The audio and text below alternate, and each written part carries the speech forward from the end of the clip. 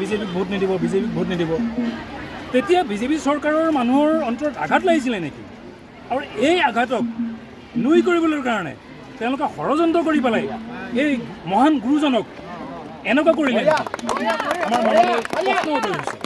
আৰু এই প্ৰশ্ন উদয় আমাৰেই নহয়, গোটেই অসমবাসী ভাৰতবাসীৰ হৈছে যে বিজেপি চৰকাৰে জুবিন গুৰুদেৱে বিজেপি চৰকাৰক বেয়াকৈ কৈছিলে, বেয়া মনোভাৱ লৈছিলে, সেই ভাবি লৈ পেলাই তেখেতসকলে মনে মনে ষড়যন্ত্ৰ কৰি পেলাই আমাৰ অসমত মাৰিব নোৱাৰি ছিংগাপুৰত মাৰিলেগৈ।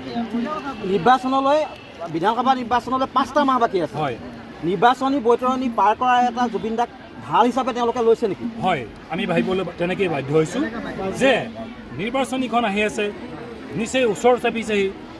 আমাৰ হিমন্ত চৰকাৰৰ যি কথা বতৰা লাহে লাহে বাগৰ সলাই আছে।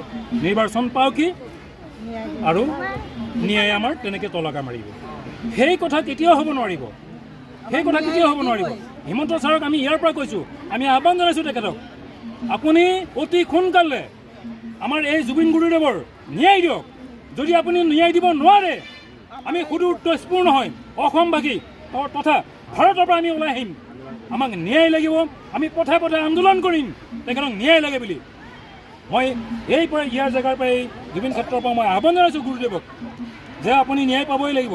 আৰু চৰকাৰক আহ্বান জনাইছোঁ, আপোনালোকে যদি এই ন্যায় দিব নোৱাৰে তেতিয়াহ'লে আমি সকলো ওলাই আহিম ৰাজপথলৈ আবেদন। জয় জুবিন, জয় জুবিন।